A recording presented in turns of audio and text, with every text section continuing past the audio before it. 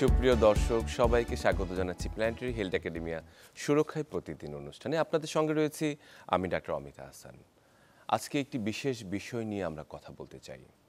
আমরা দেখেছি যে পুরো জুলাই জুড়ে এবং আগস্টের শুরুতে যে গণ অভ্যুত্থানটি বা ছাত্র জনতার যে গণ আন্দোলন সংগঠিত হয়েছে, যেখানে আসলে অনেকেই মৃত্যুবরণ করেছেন, নিহত হয়েছেন এবং অনেকেই আহত হয়েছেন। যারা আসলে নিহত হয়েছেন বা শহীদ হয়েছেন তাদের জন্য তাদের রুহের আত্মার প্রতি আমাদের মাগফিরাত কামনা করছি, তাদের প্রতি শ্রদ্ধা জানাচ্ছি। এবং একই সঙ্গে যারা আহত হয়ে বিভিন্ন হাসপাতালে ভর্তি রয়েছেন, তারা জীবন মৃত্যুর সঙ্গে অনেকে যুদ্ধ করছেন। আমরা দেখছি যে প্রতিদিনই কোনো না কোনো মৃত্যুর খবর আসছে। তো এই যে আহত যারা রয়েছেন তাদের চিকিৎসা এবং পুনর্বাসনের বিষয়টি এখন কিন্তু মুখ্য হয়ে দাঁড়িয়েছে। আমরা হয়তো তাদের যারা এই আন্দোলনে আহত হয়েছেন তাদের দিক থেকে ফোকাস অনেক জায়গা থেকে হয়তো সরে যাচ্ছে, হয়তো অনেক নতুন কিছু নিয়ে অনেকে আন্দোলিত হচ্ছে, কিন্তু তাদের বিষয়টিকে কিন্তু ভুললে চলবে না। তাদের চিকিৎসার নিশ্চয়তা, সুচিকিৎসার যে নিশ্চয়তাটি সেটি কিন্তু আমাদেরকে নিশ্চিত করতে হবে। এবং এই পর্যায়ে আমরা বিভিন্ন সরকার, আমাদের অন্তর্বর্তীকালীন সরকারের যারা মুখপাত্র এবং যারা ছাত্র আন্দোলনের সমন্বয়কদের কাছ থেকে আমরা অনেক ধরনের তথ্য পেয়েছি, আমরা শুনতে পেয়েছি তাদের স্বাস্থ্য ব্যবস্থার চিকিৎসা সম্পর্কে, কিন্তু তাতে কি তাদের চিকিৎসা সুনিশ্চিত হচ্ছে, এই বিষয়গুলো নিয়ে আমরা আজকে কথা বলতে চাই। এবং আমাদের সেই আজকে কথা বলার জন্য আমাদের স্টুডিওতে উপস্থিত রয়েছেন doctor Alamgir Hossain Johnny, orthopaedic surgeon, সহকারী অধ্যাপক, অর্থোপেডিক বিভাগ, মুগদা মেডিকেল কলেজ ও হাসপাতাল। ডাক্তার আলমগীর হোসেন জনি, আপনাকে স্বাগত আমাদের অনুষ্ঠানে। ধন্যবাদ অমিতকে আমাকে সুযোগ দেওয়ার জন্য কিছু কথা বলার। আসলে ঘটনাটা একটু বলি যে আমি ধন্যবাদ জানাই আমি সেই সকল বীরদেরকে যাদের আত্মত্যাগ, যাদের চরম অক্লান্ত পরিশ্রম বিনিময়ে, আত্মত্যাগের বিনিময়ে যে আমরা কথা বলার যে একটা পরিবেশ আজকে বাংলাদেশে বিরাজ করতেছে, তো সেই বীরদেরকে আমি ধন্যবাদ জানাই। অবশ্যই আমি ধন্যবাদ জানাই সকল শহীদদের আত্মার মাগফিরাত কামনা করি, যে তাদের এই ত্যাগের বিনিময়ে আমরা একটা ধ্বংসপ্রাপ্ত বাংলাদেশকে আবার পুনর্গঠনে আমরা যে এগিয়ে আসার সুযোগ পাচ্ছি, সেই জন্য সেই শহীদদের আত্মার মাগফিরাত কামনা করছি। জি, অবশ্যই অসংখ্য ধন্যবাদ ডক্টর জনি। আমরা যে বিষয়টিতে ফিরে আসতে চাই সেটি হচ্ছে যে প্রাথমিক যে অংশটি সেটি তো আসলে এখন প্রায় অনেক দিন হয়ে গিয়েছে। এখন কিন্তু আমাদের আসলে সংস্কার এবং গঠনের কাজে আমরা মনোযোগী হচ্ছি। এবং একই সঙ্গে এই বিষয়টি আলোচনায় এসেছে যারা আসলে বিভিন্ন হাসপাতালে বিভিন্ন রকমভাবে আহত হয়ে তারা যন্ত্রণার সঙ্গে কাতরাচ্ছে, যারা পঙ্গুত্ব বরণ করেছে, যারা আহত হয়েছে, তাদের বিষয়টি আসলে কিভাবে সুনিশ্চিত হচ্ছে কিনা দেখার বিষয়। আসলে একটা জিনিস আমি বলি অমিত, যেটা হচ্ছে এই ধরনের একটা ঘটনার পরে একটা দেশে এরকম বিশৃঙ্খলভাবে চিকিৎসা সেবা প্রদান করাটা কিন্তু যথার্থ হচ্ছে বলে আমরা মনে করতেছি না। কারণ এই যে এটা একটা কমিটি থাকতে হবে সরকারের, যেমন একটা স্বাস্থ্য মন্ত্রণালয়ের অধীনে যেমন অর্থোপেডিক সার্জনদের মাল্টিডিসিপ্লিনারি অ্যাপ্রোচ নিয়ে একটা কমিটি তৈরি করবে এবং তারা সমন্বিতভাবে একটা ইন্টিগ্রেটেড কম্প্রিহেন্সিভ এবং মাল্টিডিসিপ্লিনারি অ্যাক্টিভিটিস যে তারা করবে, সে ধরনের কোনো লক্ষণ আমি দেখতে পাচ্ছি না। প্রথমত তাদেরকে এই যে ইনজুর্ড যারা হলো তাদেরকে একটা লিস্ট করতে হবে, একটা রেকর্ড কিপিং থাকবে যে এই ছাত্ররা এই ইনজুর্ড হয়েছে, এই লোকগুলো ইনজুরি হয়েছে। এই ধরনের কোনো অ্যাক্টিভিটিস আমরা কিন্তু দেখতে পাচ্ছি না। প্রত্যেক দিন বিভিন্ন হাসপাতালে আমাদের এই বর্তমান সরকারের বিভিন্ন কর্তা ব্যক্তি যাচ্ছেন, একটা ভিজিট করতেছেন, তো ওখানেই শেষ। এটা হচ্ছে বিগত দিনে আমরা গাছ লাগানো প্রজেক্টগুলো দেখছি, প্রাইম মিনিস্টার গাছ লাগিয়ে দিয়ে আসলো, কিছুদিন পর গাছটা মরে গেল। তো এইভাবে যদি চলতে থাকে 2 মাস 3 মাস পরে সবাই যখন তাদের কর্মজীবনে ব্যস্ততায় ফিরে যাবে, এই লোকগুলো হারিয়ে যাবে। তো আমাদের কাছে মনে হয়েছে যে প্রত্যেকটা জিনিস, যে কোনো একটা পৃথিবীতে যে কোনো দেশে একটা যুদ্ধ বিগ্রহ বা এরকম একটা বিপ্লব যখন সংগঠিত হয়, তখন এই যে আমাদের হেলথ মিনিস্ট্রি বলেন, সমাজ কল্যাণ মিনিস্ট্রি বলেন, এগুলো মিলে একটা কমিটি তৈরি করতে হবে। কমিটির অনেকগুলো কাজ থাকবে, যেমন ধরেন তারা প্রথম কাজ হচ্ছে রেকর্ড কিপিং। প্রত্যেকটা ছেলেদের কে কোথায় ইনজুরি, একটা প্লেট ইনজুরি থেকে শুরু করে সবকিছু সব কিছু সেখানে তার প্রত্যেকটা ছেলের পাশাপাশি লেখা থাকবে। এই ধরনের কোনো উদ্যোগ এখনো পর্যন্ত গ্রহণ করা হয়নি, 1 নম্বর। 2 নম্বর কথা হচ্ছে যে যারা ডেড এবং যারা মারা গেছে এই প্রকৃত সংখ্যা, এটা তো হিউজ অ্যামাউন্ট একটা মানে সংখ্যা হবে, কিন্তু আমাদের পেপার পত্রিকায় আসতেছে সেটার সাথে এটার কখনো মিলবে না। তো তার প্রকৃত কতজন মারা গেছে তার একটা লিস্ট করতে হবে, কতজন শিশু, কতজন বৃদ্ধ, কতজন বয়স অনুপাতে ক্যাটাগরাইজ করতে হবে। তো এই যে যারা যে সকল পরিবারের মানুষ হারিয়েছে, যাদের বিনিময়ে আজকে আমরা স্বাধীন, সেই মানুষগুলোকে তাদের পরিবার বিপর্যস্ত, যে পরিবারে একটা বাচ্চা মারা গেছে তারা বিপর্যস্ত। তো তাদেরকে কিভাবে তাদের রিহ্যাবিলিটেট করা যাবে, আবার যে সকল মানুষগুলো আঘাতপ্রাপ্ত হয়েছে, ইনজুর্ড হয়েছে, লং টার্ম ডিসএবিলিটি ডেভেলপ করবে আর কি, এখনও তো আমরা খুব আর্লি স্টেজে আছি। তো তাদেরকে আমরা কিভাবে নিয়মিত তাদেরকে আমরা মানে সার্ভিস প্রোভাইড করব। যেমন এখন হচ্ছে আর্লি স্টেজ, এখন আমাদের কাজ কি? এখন কাজ হচ্ছে সার্জিক্যাল ইন্টারভেনশন, মেডিকেল সাপোর্ট, এই দুটো এখন আমাদের সবচেয়ে এই স্টেজে আমরা জায়গাটি, রাইট। এখন এই সার্জিক্যাল ইন্টারভেনশন, মেডিকেল যে সাপোর্টটা আমরা তাকে দেব, এটা তাদেরকে কি করার জন্য, ফিটনেস ডেভেলপ করার জন্য, আর্লি তাড়াতাড়ি যাতে সে ফিট হয়ে আসে।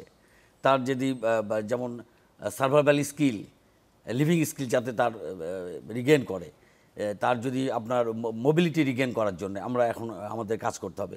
এবং সর্বোপরি কমব্যাট ডিপ্রেশন, মানে তাদের ডিপ্রেশনের সাথে তাকে ফাইট করতে হবে, তাকে সেই ধরনের সাপোর্ট, মেন্টাল সাইকোলজিক্যাল সাপোর্ট আমাদেরকে এখন দিতে হবে। এই জায়গাটি মানসিক যে ট্রমাটি হয়েছে, মানসিক ট্রমাটি হয়েছে, কারণ এখন অনেকে ঘুমাতে পারে না, রাত্রে যখন শুয়ে থাকে সে লাফ দিয়ে উঠে পড়তেছে, যে গুলির মানে সেই যে ইভেন্টগুলো ঘটেছে। তো এই যে জিনিসগুলো এখন আর্লি স্টেজে এই সাপোর্টটা আমাদেরকে দিতে হবে, পাশাপাশি তাদেরকে মনিটরিংয়ে রাখতে হবে। একটা ছেলে যে নারায়ণগঞ্জে একটা হাসপাতালে ভর্তি হয়েছে, সে কিন্তু ওখান থেকে ট্রিটমেন্ট নিয়ে বাড়ি চলে গেছে, কিন্তু তাকে কিন্তু এই মনিটরিংয়ে আমরা রাখতেছি না। পরবর্তী যে ফলো আপগুলো, হ্যাঁ, একটা নরসিংদী ছেলেকে কিন্তু আমরা মনিটরিংয়ে রাখতেছি না। জি। এবং সবচেয়ে বড় কথা হচ্ছে কি, যদি আমরা এভাবেই বিক্ষিপ্তভাবে কাজ করতে থাকি, এক সময় এই সূর্য সন্তানেরা কিন্তু আর খুঁজে পাবো না, তারা আসলে বিভিন্ন জায়গায় হারিয়ে যাবে। কথাটি সত্যি, আমি এই জায়গাটি আসবো। তবে আমি একই সঙ্গে দর্শকদের উদ্দেশ্যে বলতে চাই যে আমরা সুরক্ষায় প্রতিদিনে এবার এই গণ আন্দোলনে আহতদের যে বিভিন্ন রিহ্যাবিলিটেশন বা পুনর্বাসন, শুধুমাত্র অর্থোপেডিক পুনর্বাসনই নয়, একই সঙ্গে মানসিক তাদের যে পুনর্বাসনটি রয়েছে এবং অন্যান্য যে সিস্টেমগুলোতে যারা আহত হয়েছেন সেই পুনর্বাসনের বিষয়টি নিয়েও আমরা বিভিন্ন পর্বে আমরা আপনাদের সামনে উপস্থিত হব। ডাক্তার জনি, আমরা যে কথাটি বলছিলাম সেটি হচ্ছে যে আসলে এবারের এই গণ আন্দোলনে আহতদের ক্যাটাগরি যদি আমরা করি, যে কি ধরনের আহতদের সংখ্যা সবচেয়ে বেশি বা আপনার দেখা মতো? এটা গানশট ইনজুরি সবচেয়ে বেশি। জি। মানে এটা একটা গানশট ইনজুরি আপনার সাবকিউটিনিয়াস থেকে শুরু করে পুরা বোনসটাকেই পুরা কমিউনেটেড ফ্র্যাকচার করে দিয়েছে। অনেকের দেখা যাচ্ছে যে ভাস্কুলারিটি হ্যাম্পার হয়েছে, তার লিম্ব অ্যাম্পুটেশন করা লাগছে। এবার এরকম অনেকের দেখা যাচ্ছে যে বিভিন্ন অ্যাবডোমিনাল ইনজুরি হয়েছে, লিভার ইনজুরি হয়েছে, কিডনি ইনজুরি হয়েছে, চোখের তো খুবই অনেক ইনজুরি রুগী আমরা পাই, প্লেটগুলো বিশেষ করে আমরা দেখেছি। তো আমরা আপনার মাধ্যমে সারা দেশবাসীকে আমরা জানাতে চাই যে এটা একটা সুন্দর ইন্টিগ্রেটেড কম্প্রিহেন্সিভ একটা প্রসিডিওরে যাওয়া উচিত, হ্যাঁ, যাতে একটা সকলগুলোকে ক্যাটাগরাইজ করে আমরা ধাপে ধাপে ধাপে ধাপে তাদেরকে এই সার্ভিসটা আমাদেরকে প্রোভাইড করতে হবে। যেমন এখন আর্লি স্টেজ আছি, এরপরে কারোর লিম্ব লাগতে পারে, কারোর আপনার সোশ্যাল সাপোর্ট লাগতে পারে, কারোর অর্থনৈতিক সাপোর্ট দিতে হতে পারে। যেমন ধরেন যে সকল মানে যারা মারা গেছে তাদের যে সকল পরিবারে কর্মক্ষম লোকগুলো ছিল তারা তো এখন রাস্তায় পড়ে যাবে, তো তাদেরকে আমাদের দেখতে হবে। এখানে একটি বিষয় আসলে প্রণিধানযোগ্য যে এই ধরনের চিকিৎসার ক্ষেত্রে অর্থ একটি গুরুত্বপূর্ণ ফ্যাক্টর, বিশেষ করে ফিনান্সিয়াল যে ব্যাপারটি রয়েছে সেখানে সরকারি এবং বেসরকারি উভয় জায়গায় অনেক মানুষ আহতরা ভর্তি রয়েছে এবং তাদের পক্ষে আসলে সব জায়গায় সম্ভব হচ্ছে না সেই ব্যয়টি মেটানোর জন্য। সেক্ষেত্রে কি সমন্বিত কোনো আর্থিক কোনো ফান্ড অথবা সমন্বিত একটি সেলের প্রয়োজন আপনি অনুভব করেন? অবশ্যই, আমি তো মনে করি যে আপনাকে তো প্রথমেই বলছি যে একটা জিনিস হচ্ছে আমাদেরকে সব যতগুলো ইনজুর্ড আমাদের সন্তানেরা আছে তাদেরকে একটা মানে লিস্টের ভিতরে আনতে হবে এবং সুপারভিশনে রাখতে এটা হবে। সেন্ট্রাল একটা লিস্টের মধ্যে নিয়ে সেন্ট্রাল আসা। লিস্টের ভিতরে এবং সুপারভিশন করতে হবে, মনিটরিং করতে হবে তাদের কি প্রয়োজন। কারণ একটা সরকারের জন্য কাছে সব কিছু কিন্তু সহজ, হ্যাঁ, কিন্তু একটা একটা একটা পার্সন টু পার্সন হেল্প করে কতটুকু আগারও যাবে। যেমন ধরেন একজন মানুষের লিম্ব প্রয়োজন, তো এখন এখন এত ডেভেলপড আমরা যে একটা বায়োমেকানিক্যাল হ্যান্ড আমি তাকে দিতে পারি, একটা বায়োমেকানিক্যাল লেগ আমি তাকে দিতে পারি। কিন্তু এই জিনিসগুলো কাকে দেব, কাকে লাগবে, সরকারকে আমরা বলবো। এমন একটা মানুষ আছে যেমন ধরেন একটা কাজে ব্যস্ত ছিল, সে এখন ইনজুর্ড হয়ে গেল, সে আর সেই কাজে ফিরতে পারতেছে না। তাকে ভোকেশনাল ট্রেনিং দেব, তাকে কোন কোন কাজগুলো তারা করতে পারবে সেই কাজগুলোকে তাকে আমরা সার্ভিস প্রোভাইড করব। মানে এই জায়গাগুলো আসলে স্ক্রুটিনি হওয়া দরকার সব এবং কিছু নিয়ে আমার একটা মনে হয় সুন্দর সন্নিবেশিত একটা অ্যাক্টিভিটি সেন্ট্রাল একটা সেল বা কমিউনিটি একটা থাকা দরকার যারা আসলে পুরো ব্যাপারটিকে মনিটর করবে এবং নীতি। আমি আরেকটি বিষয় আপনার কাছে আসতে চাই, সেটি হচ্ছে সমন্বয়ের বিষয়টি। দেখা যাচ্ছে যে আহত অবস্থায় এক একজন এক একটি হাসপাতালে ভর্তি আছে, কেউ হয়তো জাতীয় অর্থোপেডিক হাসপাতালে, কেউ হয়তো মুগদা হসপিটালে, কেউ এনআইওতে বা চক্ষু হসপিটালে। কিন্তু দেখা যাচ্ছে তাদের অনেক সময় কম্বাইন্ড একটি ট্রিটমেন্টের দরকার হয়, একই সঙ্গে চোখেরও দরকার, একই সঙ্গে ব্রেনের বা মাথারও চিকিৎসা এবং পায়ের চিকিৎসা। এক্ষেত্রে যে কম্বাইন্ড যে ট্রিটমেন্টটি, সমন্বিত চিকিৎসা ব্যবস্থাটির কি হওয়া উচিত? কারণ এক একজন তো এক একটা স্পেশালাইজড হসপিটালে ভর্তি আছে। শোনেন, প্রথমত যেমন ধরেন আপনি যখন আমার কাছে তো অনেক রুগী আসছে চেম্বারে, জি তারা কিন্তু ফ্যামিলি তাদেরকে নিয়ে ঘুরতেছে। জি জি জি এখন এমন এমন গরিব মানুষ আছে যে তার একটা গজ ব্যান্ডেজ প্রোভাইড করার ক্ষমতা নেই। এই বিপদের দিনে আমরা সবাই তাদের পাশে দাঁড়িয়ে আছি, কিন্তু তাদের যাদের হাত চলে গেছে, চোখ চলে গেছে, তাদের চলে গেছে, এই জন্যই আপনাকে আমি প্রথমেই বলেছি যে মাল্টি ডিসিপ্লিনারি অ্যাপ্রোচ লাগবে। জি যেখানে একজন অর্থোপেডিক সার্জন থাকবে, একজন নিউরো সার্জন থাকবে, একজন অপথলমোলজিস্ট থাকবে এবং সার্বিকভাবে একজন কাউন্সিলর লাগবে, একজন সাইকিয়াট্রিস্ট লাগবে, একজন মানে এইভাবে একটা সমন্বিত একটা টিম, হ্যাঁ, যাদের কাছে তারা যখন যেমন ধরেন এখন আমার নারায়ণগঞ্জে একটা ছেলে ইনজুর্ড হয়েছে, সে কিন্তু সেন্ট্রাল লিস্টে ঢুকতে পারতেছে না। বুঝতে পেরেছি। তো এখন আমার দরকার হচ্ছে যে সেই ছেলেগুলোকে খুঁজে বের করা, একটা প্লেট ইনজুরি যেন আমাদের এই লিস্ট থেকে বাদ না যায়, সেই লোকগুলো খুঁজে বের করে তাদের যা যা সহযোগিতা করা দরকার এই টিমই তাদের কাছে পৌঁছে যাবে। আবার যেমন জেলাভিত্তিক যে ঘটনাগুলো ঘটেছে, আজকে আবার নরসিংদী বলেন, আজকে আমার নারায়ণগঞ্জ বলেন, এইগুলোকে এই ছেলেদেরকে খুঁজে বের করতে হবে। লোকাল প্রশাসন তাদেরকে যেমন সহযোগিতা করতে পারে, তেমন আমাদের ছাত্র, আমাদের এই সন্তানেরা তারাও পার্টিসিপেট করতে হবে। বা জেলা পর্যায়ে যদি একটা টিম তৈরি করা যায়, সেটারও প্রত্যেকটাই এরাই ওখান থেকে ক্যাটেগরাইজ করে নিয়ে তাদেরকে ধরে মানে করে নিয়ে আসবে, খুঁজে নিয়ে আসবে, নিয়ে এসে এদেরকে এই টিমের আন্ডারে সুপর্দ করবে। এটি একটি ভালো কথা বলেছেন। আরেকটি বিষয় আমি জানতে চাই যে মানে ইমিডিয়েট যে সার্ভাইভালের বিষয়টি আসে, অনেকেই দেখা যাচ্ছে এখনও অপারেশনের জন্য অপেক্ষা করছে, হয়তো লিম্ব অ্যাম্পুটেশন লাগবে অথবা কোনো ভাস্কুলার ইনজুরি হয়েছে সেটি নিয়ে অপেক্ষা করছে, এবং সব কিছু ছাপিয়ে একটি বিষয় উঠে এসেছে, সেটি হচ্ছে ইনফেকশন। দেখা যাচ্ছে যে এই সময়ের মধ্যে অনেক ক্যাওটিক একটা সিচুয়েশনের মধ্যে তারা চিকিৎসাধীন ছিলেন, সব জায়গায় সমানভাবে চিকিৎসা হয়তো পাননি, অনেকেই ইনফেকশনে আক্রান্ত, বিশেষ করে আক্রান্ত স্থানটি। এই বিষয়টি নিয়ে বা ইনফেকশন কন্ট্রোল প্রোটোকল, এই বিষয়টি নিয়ে আমাদের আর কতখানি জোরালো হওয়া উচিত ছিল? না, অবশ্যই এটা আসলে হয়েছে কি, মানে আমাদের দুর্ভাগ্য পৃথিবীর কোথাও দেখিনি যে একটা ইনজুর্ড আমার সন্তানেরা হাসপাতালে ভর্তি হয়েছে আর হাসপাতালের ডাক্তাররাই তাদেরকে মারতেছে, হাসপাতালের ডাক্তাররা বহিরাগতদের ঢোকার সুযোগ করে দিয়েছে, হাসপাতালের ডাক্তারদের তারা ট্রিটমেন্ট দিচ্ছে না।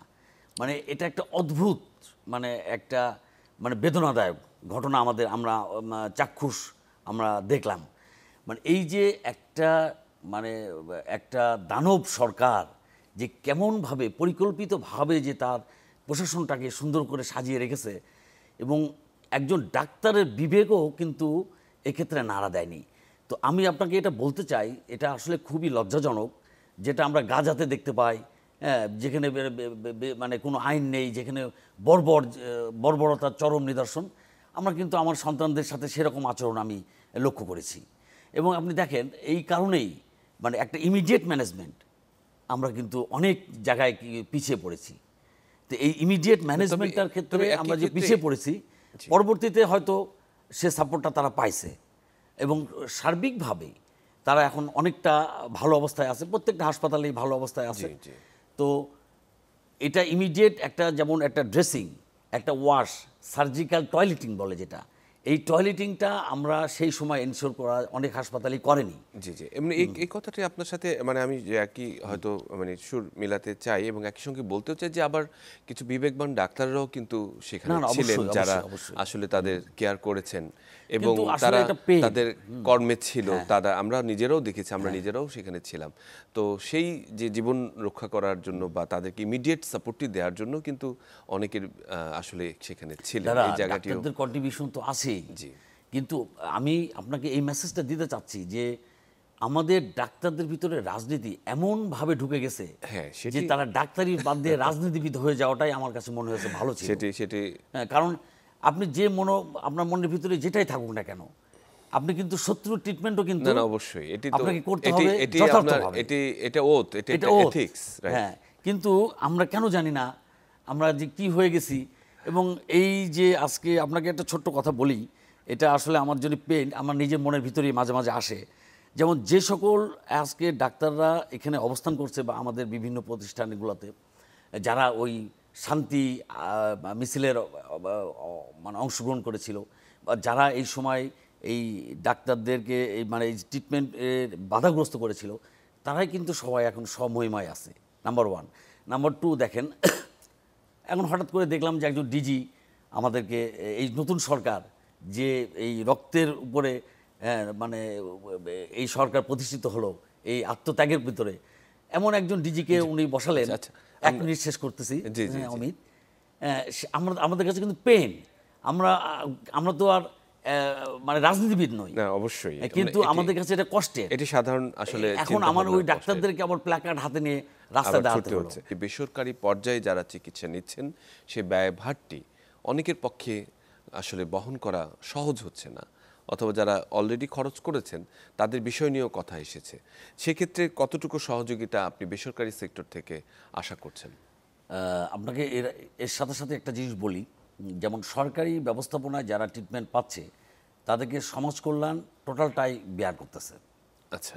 এখন এই বেসরকারি ক্ষেত্রে এই সরকার এখনো পর্যন্ত কোনো মনিটরিং করতেছে না, কিন্তু বেসরকারি প্রতিষ্ঠানগুলোই অনেকে এগিয়ে এসেছেন। যে তারা এই ছাত্রদের, এই সন্তানদের ট্রিটমেন্ট কস্ট তারা দুইভাবে, একটা কমিয়ে দিয়েছে অথবা তারা অনেকেই মাফ করে দিয়েছে। যেমন কয়েকদিন আগে একটা ডায়াগনস্টিক সেন্টারে আমরা দেখেছি বিভিন্ন ইয়েতে তারা এই ইয়েটা খরচটা নিবে না।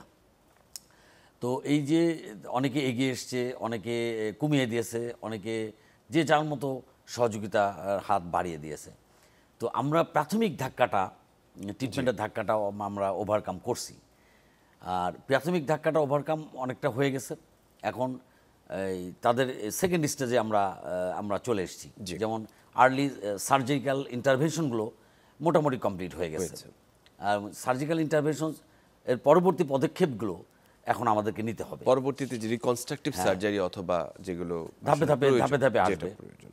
আচ্ছা, খুবই দারুণ আসলে চমৎকার করে বলেছেন। আমি যে বিষয়টি নিয়ে আসলে একটা কথা বলতে চাই সেটি হচ্ছে যে এই যে যারা সার্জিক্যাল মানে অ্যাপ্রোচ যাদের দরকার হচ্ছে সেটি আসলে একটু অনেক ক্ষেত্রে দীর্ঘায়িত হচ্ছে বিভিন্ন জায়গায়।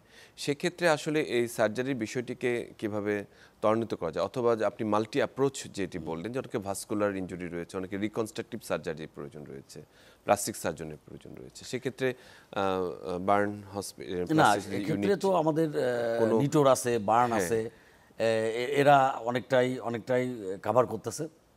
আর একটা জিনিস যেটা, সেটা হচ্ছে যে এই কিছু কিছু সার্জারি একটু ডিলে করেই করতে হবে। যেমন একটা ওপেন কমিউনিটেড ফ্র্যাকচার, তো সেটা তো আমরা এক্সটার্নাল ফিক্সেটর দিয়ে রাখতেছি, বা তাকে ড্রেসিংয়ের চলতেছে রেগুলার, বা ইনফেকশন কন্ট্রোল হবে, তারপর আমরা একটা ডেফিনেটিভ সার্জারিতে চলে যাব। তারপরে যেমন যেগুলো অ্যাম্পুটেশন হয়েছে সেগুলো স্টাম্পের এখনও ম্যাচুরিটি আসেনি, তো সেগুলো আমরা এখন স্টিচ অফের পর্যায়ে আসি। তারপরে যেমন প্লেট ইনজুরি, প্লেট ইনজুরি তো সবই তো প্লেট ইনজুরি, বুলেট প্লেট এগুলো নিয়ে কাজ করা হয়েছে। তো এইগুলোর ক্ষেত্রেও কিছু কিছু, যেমন প্লেট, সবগুলো প্লেট আমরা কখনো বের করি না। জি। কখন বের করি? যেটা কোনো ভাইটাল স্ট্রাকচারের উপরে ভিতরে গেছে, কোনো নার্ভের উপরে চাপ দিয়ে রাখছে, কোনো জয়েন্ট স্পেসের ভিতরে ঢুকে গেছে। তো সেগুলোকে আমরা সঙ্গে সঙ্গে আমরা অলরেডি এই কাজগুলো সম্পন্ন হয়েছে। জি। কিন্তু যারা সাবকিউটিনিয়াস, ইন্টারমাসকুলার, যেগুলো কোনো ভাইটাল স্ট্রাকচার ড্যামেজ করতেছে না, সেগুলোকে আমরা ইউজুয়ালি ডিস্টার্ব করি না, ওখানেই থাকুক, ওখানে থাকি। আর প্লেট ইনজুরিতে কখনো ইনফেকশন হওয়ার কোনো সুযোগ নেই। সুযোগ থাকে না। আচ্ছা, এখন আমরা যেটা বলতে চাচ্ছি, যেটা এখন আমাদের এদেরকে কি করতে হবে, এদেরকে ফিট করতে হবে। আমরা সেকেন্ড স্টেজে আছি। নাম্বার হচ্ছে ফিটনেস, তাকে সুস্থতার দিকে নিয়ে আসতে হবে, তাকে আপনার অ্যাবিলিটি রিগেইন করাতে হবে, যে তার স্বাভাবিক জীবনে ফিরিয়ে আনার জন্য রিহ্যাবিলিটেশন। এবং আমরা সম্প্রতি পত্রিকায় একটি ছবি দেখেছি যে একটি ছেলে হাস্যোজ্জ্বল মুখে তার একটি হাত অ্যাম্পুটেট করা এবং আরেকটি হাত দিয়ে বলছে যে প্রয়োজন হলে এই হাতটিও সে করতে পারে। আমরা এই যে তাদের মাঝে যে হ্যাঁ, যে এটা উদ্যম চরম মানে দেখেছি আমরা, উৎসাহ এবং মানে যেটা বলেছি যে উদ্দীপনা তার তাদের ভিতরে উদ্দীপনা। বিরাজ তো করেছে। সেই ক্ষেত্রে যে হাতটির আমাদের ছবি আমরা গৌরব। দেখেছি, যে সেই অংশটি আসলে আধুনিক চিকিৎসা কি রয়েছে যে তাকে দেখেন, এখন স্বাভাবিক জীবনে ফিরিয়ে নিয়ে আমাদের আসার জন্য? আমরা কিন্তু সেই পুরাতন দিনের ট্রিটমেন্ট তাকে প্রোভাইড করলে চলবে না, যে হাত নেই ক্র্যাশ দিয়ে দাও, জি, বা পা নেই ক্র্যাশ দিয়ে দাও, হাত নেই কোনো অসুবিধা নেই, আরেক হাত দিয়ে কাজ করবে না। এখন ওয়ার্ল্ড অনেক এগিয়ে গেছে, সেটি জানতে তো চাচ্ছি। আমরাও সেভাবে এগিয়ে যেতে হবে। যেমন ধরো, একটা মানুষের একটা হাত না থাকলে আমরা তাকে বায়োনিক হ্যান্ড আমরা প্রোভাইড করতে পারি, হ্যাঁ, এবং এটা তো ব্যয়বহুল। কিন্তু যখন সরকার তোমার পাশে, তখন কিন্তু এটা কোনো কিছুই নয়। যেমন একটা বায়োনিক লিম্ব তুমি তাকে প্রোভাইড করতে পারো যখন সরকার তোমার সাথে। এখন দেখো, অনেক ছেলে মেয়েরা, এটা হচ্ছে ধাপে ধাপে, পরবর্তী স্টেজে, সেকেন্ড স্টেজে পড়ে এটা। আচ্ছা, তারপরে তোমার এটা তো একটা লং প্রসিডিওরে যাবে, তো রিহ্যাবিলিটেশনটা অনেক দিন ধরে থাকতে হবে, সুপারভিশন রাখতে হবে। যে কমিটির কথা আমি প্রথমেই বললাম, তারা সবসময় সুপারভিশন করবে। আচ্ছা, এখন আমার কথা যেটা, সেটা হচ্ছে যে লোকটার স্পাইন ইনজুরি হয়েছে, প্যারালাইসিস হয়ে গেছে, হ্যাঁ, তার হাত দুটো ফাংশনিং আছে, তার জন্য এক ধরনের। একদম। যে সার্ভাইকাল কর্ড ইনজুরি হয়েছে, তার 4 হাত পায়ে প্যারালাইসিস, তার জন্য এক ধরনের রিহ্যাবিলিটেশন হবে। তো এখন যার 2 পায়ে প্যারালাইসিস, স্পাইনাল কর্ডে ইনজুরি হয়ে গেছে, হ্যাঁ, তো তাকে কি করতে হবে? তার হাত দুটোকে দিয়ে তার কর্মসংস্থানের ব্যবস্থা করতে হবে। এটাকে একটা তাকে ওই ট্রেনিং দিতে হবে, তার কাজের পরিবেশ তৈরি করে দিতে হবে। তাকে, যে ছেলেটা মানে পড়াশোনা করতে চায়, তাকে পড়াশোনার পরিবেশ তৈরি করতে হবে, সোশ্যালি তাকে তার অ্যাকসেপ্টেবিলিটি বাড়াতে হবে। এই সমস্ত কার্যক্রম একটা ব্যাপক একটা কার্যক্রম। আমার এই যে সার্বিক যে পরিস্থিতি আমরা এতক্ষণ আলোচনা করলাম, এর পরবর্তীতে আসলে সরকার থেকে বা আমরা যে ইন্টারিম গভর্নমেন্ট রয়েছেন, তাদের পক্ষ থেকে এই আহতদের জন্য একটি সমন্বিত একটি পরিকল্পনা এবং বাস্তবায়ন দরকার। সেই বিষয়টিকে আসলে আপনার ভাবনাটি আমাদের সাথে যদি একটু যুক্ত করতেন। ধন্যবাদ অমিত, একটা সুন্দর প্রশ্ন করার জন্য আপনাকে ধন্যবাদ। আসলে আমি যেটা আপনাকে জানাতে চাই, আমাদের কথার ভিতরে কিন্তু অনেক ইনফরমেশন কিন্তু অলরেডি আমরা থ্রো করে দিছি। জি, তো যেটা এখনই দরকার, ইমিডিয়েটলি একটা কমিটি করতে হবে, যেটার একটা লিডার থাকবে, টিম লিডার। জি, এবং টিম লিডারের একটা প্ল্যান থাকতে হবে, তাকে কিছু প্ল্যান দিতে হবে। সেই অনুপাতে প্রথমে যে জিনিসটা আমাদের দরকার, সেটা হচ্ছে যে রেকর্ড তৈরি করা, মানে প্রত্যেকটা সন্তান যারা ইনজুর্ড হয়েছে তাদের, যারা শহীদ হয়েছে তাদের, যারা ইনজুর্ড হয়েছে তাদের। একদম একদম। এবং দেখেন, কিছু কিন্তু বেওয়ারিশ লাশ এখনো রয়ে গেছে, এখনো রয়ে গেছে। যে তাদের ডিএনএগুলো হিসাব করতে করা। হবে, তাদের ছবিগুলো সংরক্ষণ করতে হবে, তাদেরকে সৎকার করতে হবে। তো এই কাজগুলো করতে হবে। আর এদেরই একটা টিম থাকবে, তারা মনিটরিং করবে, বিভিন্ন হাসপাতালে গিয়ে গিয়ে মনিটরিং করবে, কার কতটুকু কি দরকার, কার কতটুকু অর্থ দরকার, কার কতটুকু সহযোগিতা দরকার, কার কি কি ইমপ্ল্যান্ট দরকার, কার খরচ কেমন হবে, এগুলো সম্পূর্ণভাবে তারাই কিন্তু মনিটরিং করবে। জি। এবং যেগুলো প্লেট ইনজুরি এসে চলে গেছে, তাদেরকেও এই রেকর্ডের আওতায় নিয়ে আসবে। একদম। কারণ কি, আজকে যে ছেলেটা তোমার প্লেট ইনজুরিতে কোনো সমস্যা মনে হচ্ছে না, কিছুদিন পরে তার আবার neurological সমস্যা হতে পারে। deficiency শুরু হয়ে যেতে পারে। জি, জি। তো এই যে সরকার যদি এভাবে ব্যবস্থা গ্রহণ করে সুন্দরভাবে, এটা ইন্টিগ্রেটেড হতে হবে, কম্প্রিহেন্সিভ হতে হবে, এবং প্রত্যেকটা ডিসিপ্লিনকে এখানে ইনক্লুড করতে হবে। অর্থোপেডিক সার্জন হয়তো টিম লিডার হতে হবে, কারণ যেহেতু এটা ক্যাজুয়ালিটির ব্যাপারটা রয়েছে। তো এদেরকে নিয়ে সুন্দর করে একটা ব্যবস্থাপনা যদি আমরা সরকারের কাছ থেকে আশা করতেই পারি এখন, যেহেতু সরকার কিন্তু অনেকটা দিন কিন্তু রান হয়ে গেল। জি, তো এখন তারা, আর এই সরকারকে আমরা সর্বতভাবে সহযোগিতাও করতে হবে সকলকে, সকলকে এগিয়ে আসতে হবে, ধৈর্য ধারণ করতে হবে এবং ধৈর্য ধারণ করতে হবে এবং সহযোগিতা করতে হবে। করলেই একটা সুন্দর আগামী দিনের জন্য এই সন্তানেরা বীর হিসাবে পরিগণিত হবে। আমরা এটাও শুনেছি যে একটি ফাউন্ডেশন তৈরির কথা শুনছিলাম তাদের চিকিৎসার্থে। তো সেন্ট্রাল মনিটরিং কমিটি এবং এই ফাউন্ডেশনের গুরুত্ব কতখানি আসলে এখানে রয়েছে? আসলে কি আমাদের কিন্তু একটা স্ট্রাকচার রয়েছে, ওয়েল অর্গানাইজড স্ট্রাকচার বাংলাদেশের মধ্যে এত সুন্দর হেলথ অর্গানাইজড স্ট্রাকচার কোনো দেশেই কিন্তু নেই। কারণ আপনি পৃথিবীর যে কোনো দেশে যে দেখবেন সব প্রাইভেট সেক্টর, কিন্তু আমাদের দেশের সম্পূর্ণটা হেলথ সেক্টরটা একটা গভর্নমেন্টের একদম একটা নেটওয়ার্কের মধ্যে রয়েছে। কারণ এই জন্য আমরা একদম রুট লেভেল পর্যন্ত আমরা কিন্তু সরকারের যে কোনো কিছু পৌঁছে দিতে পারি। তো আমার কাছে মনে হচ্ছে যে একটা ফাউন্ডেশন করতেই পারে, সরকার কি ডিসিশন নেয় সেটা তার ব্যাপার, কিন্তু আমাদের ইমিডিয়েট যে কার্যক্রমগুলো করতে হবে সেগুলো ফাউন্ডেশন একটা লং প্রসিডিওরের ভিতরে যাবে। তো আমরা মনে করি যে ইমিডিয়েট আমাদেরকে এই অ্যাক্টিভিটিসগুলোতে আমাদের আত্মনিয়োগ করতে হবে, অ্যাড্রেস করতে হবে। জি, আমি আরেকটি বিষয়ে আসি, সেটি হচ্ছে যে হসপিটাল থেকে ছাড়া পাওয়ার পর তাদের যে পুনর্বাসনের যে বিষয়টি, বিশেষ করে একটি হচ্ছে মানসিক যে তাদের একটি ট্রমা রয়েছে, সেটির জন্য আমরা কাউন্সেলিং বা অন্যান্য বিষয়ে সহযোগিতা পেতে পারি। আরেকটি বিষয় রয়েছে তাকে স্বাভাবিক কার্যক্রমে, বিশেষ করে বেশিরভাগই শিক্ষার্থী, তাদেরকে পড়াশোনায় পুনরায় ফিরিয়ে আনার জন্য অথবা তারা স্টাডিটি মানে এর সাথে অ্যাকোমোডেট কিভাবে করবে, এই জন্য আসলে আধুনিক পদ্ধতিগুলোকে অথবা অনেক সময় আমরা ফিজিক্যাল মেডিসিনের অথবা ফিজিওথেরাপিরও কিছু সহযোগিতা আমরা প্রয়োজন রয়েছে। এই জায়গাটাকে যদি আমাদেরকে একটু এখানে পার্ট করতে হবে। যেমন প্রত্যেকটা ট্রমারই কিন্তু একটা সাইকোলজিক্যাল ইফেক্ট আছে, আর এই ধরনের ইনোসেন্ট যা ছেলেরা, এদের প্রভাবটা অনেক বেশি। হ্যাঁ, একটা হচ্ছে শর্ট টার্ম আছে, লং টার্ম এদের মানে স্ট্রেস ডিসঅর্ডার হবে, ডিপ্রেসিভ ইলনেসে ভুগবে এরা, এবং অনেক সময় দেখবা যে এখান থেকে সুইসাইডাল টেন্ডেন্সি দেখা দেবে। খুব স্বাভাবিক, দেখবে যে তার বন্ধুটি একটি দৌড়ে বেড়াচ্ছে, স্বাভাবিক চলে যাচ্ছে। আবার তো এই কারণে আমি আপনাকে এটা জানাতে চাই যে এইটা একটা এই সমন্বিত প্রোগ্রামের ভিতরেই রাখতে হবে। জি, হ্যাঁ, কারণ একটা হচ্ছে যে তাকে আমাদের দেশে কিন্তু কাউন্সিলিং করার সিস্টেমটা কিন্তু সুন্দর নয়। হ্যাঁ, আমাদেরকে অবশ্যই এই প্রত্যেকটা ছেলেকে কাউন্সিলিংয়ের আওতায় আনতে হবে, নাম্বার 1। নাম্বার 2 হচ্ছে এই যে ফিটনেস, তাকে আমি বললাম ফিটনেস রিগেন করার জন্য তাকে ফিজিওথেরাপি দিতে হবে, এবং যার যেটা প্রয়োজন সেই মাত্রারই ফিজিওথেরাপি তাকে এনশিওর করতে হবে। কিন্তু আমরা যদি ট্রিটমেন্ট দিয়ে ছেড়ে দিলাম, কিছু আর দেখা যাচ্ছে 3 মাস পরে সে আসলো, তখন তার স্টিফনেস ডেভেলপ করে যাবে। একদম। এই জন্যে আমাদের এই টিমের এই তত্ত্বাবধানে এই প্রত্যেকটা ছেলেকে মনিটরিং বা ফলো আপে রাখতে হবে সময় পর্যন্ত। কিন্তু সেটা আমরা কিন্তু এখনো কিছু দেখতেছি না। আচ্ছা, এখন এটা গেল, এরপর আসলে অকুপেশনাল। এখন এই যে সাইকোলজিক্যাল সাপোর্টটা দেওয়া হলো, তাদেরকে ফিজিওথেরাপি দেওয়া হলো, তাদেরকে অকুপেশনাল সার্ভিস তাদেরকে প্রোভাইড করতে হবে। যে ধরনের ভকেশনাল ট্রেনিং দরকার সেগুলো তাদেরকে দিতে হবে।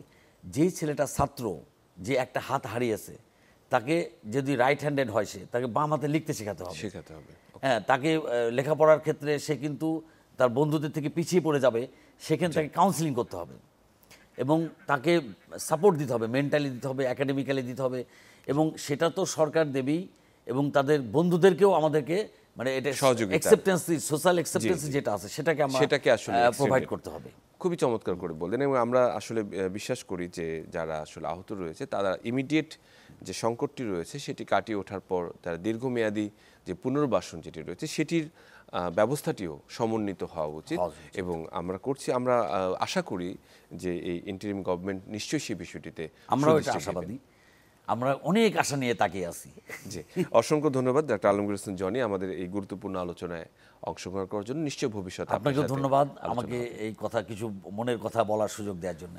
ধন্যবাদ। জি, সুপ্রিয় দর্শক, আমরা আজকে আসলে একেবারে গুরুত্বপূর্ণ একটি বিষয় নিয়ে, স্পর্শকাতর বিষয় নিয়ে কথা বলেছি। সেটি হচ্ছে গণ আন্দোলনে আহতদের চিকিৎসা এবং তাদের পুনর্বাসন নিয়ে। ভীষণ গুরুত্বপূর্ণ এই সময়টি। অনেক ক্ষেত্রে দেখা যাচ্ছে নানান চাহিদা, নানান আন্দোলন বা পরবর্তী যে সময়ের মধ্যে যে একটি অস্থিরতা কাজ করে, সেগুলোর মধ্যে আসলে এটি অনেক ক্ষেত্রে হারিয়ে যেতে পারে। কিন্তু বিষয়টা যাতে হারিয়ে না যায়, যারা আসলে এই আন্দোলনের জন্য নিজেদেরকে উৎসর্গ করেছে অথবা হাত পা হারিয়েছে, তাদের আহত হয়েছে, তাদের বিষয়টি যাতে কখনোই গুরুত্ব না হারায় এবং তারা যাতে যথাযথ এবং সুনিশ্চিত চিকিৎসা পায় এবং পরবর্তীতে তারা পুনর্বাসনের ক্ষেত্রেও যাতে সমন্বিত চিকিৎসাটি পায় সে বিষয়টি নিশ্চিত করতে হবে। আশা করি এ বিষয়ে আমাদের সাথে সবাই একমত হবেন। আপনারা সবাই ভালো থাকবেন, সুস্থ থাকবেন।